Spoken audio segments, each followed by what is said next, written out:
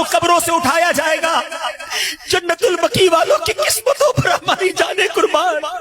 मेरे आका फरमाते सबसे पहले मेरी, फिर अबू बकर और उमर की कब्रें शक होंगी, फिर मैं जन्नतुल बकी वालों के पास जाऊंगा तो वो मेरे साथ उठ खड़े होंगे, इकट्ठे होंगे, फिर मैं अहले मक्का का इंतजार करूंगा हत्ता के हरमैन शरीफैन के दरमियान उन्हें भी अपने साथ कर लूंगा। अरे ये वो सरजमीन है जिसमें जिन खुश नसीबों को तदफीन मिलेगी। अल्लाह अल्लाह, क़यामत के दिन नबी पाक का साथ नसीब होगा।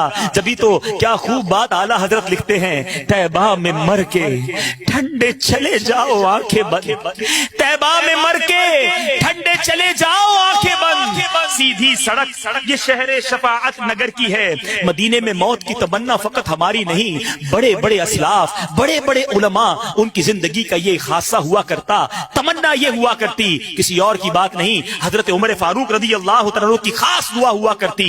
आप दुआ करते, अल्लाहुम्मा रज़ुक़नी शहादतन फी सबीलिक वजअल मौती फी बलदि रसूलिक सल्लल्लाहु तआला अलैहि वसल्लम। ए अल्लाह, तू मुझे अपनी राह में शहादत नसीब कर और अपने रसूल के शहर में मौत अता कर। अल्लाह अल्लाह, दुआ कबूल कैसी हुई सुनो।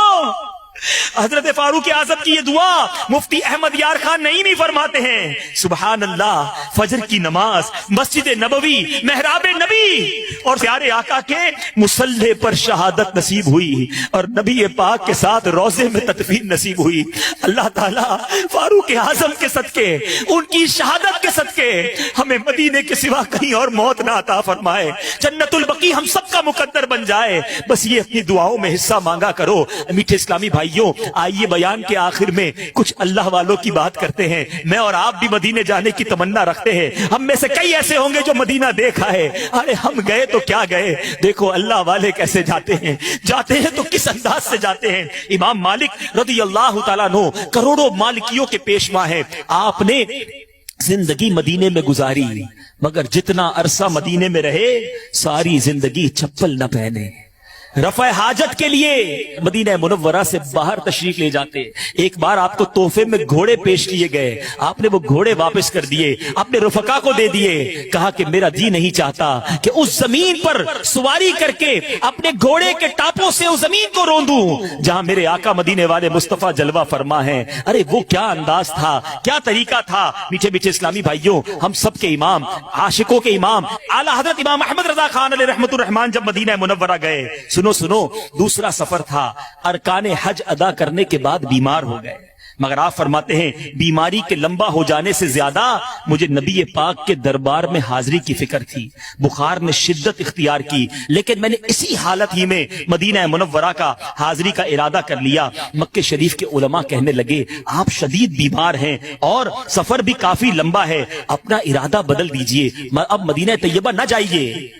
आशिकों के इमाम ने तड़प कर क्या जवाब दिया, कहते हैं अगर सच पूछिए तो दर हकीकत मेरे यहाँ आने का असल मकसद यही है, मदीना मुनव्वरा की जियारत है। दोनों बार इसी नीयत से घर से चला था। माअज़ल्लाह, अगर जियारत मदीना ना हो तो हज का कुछ मजा नहीं आता।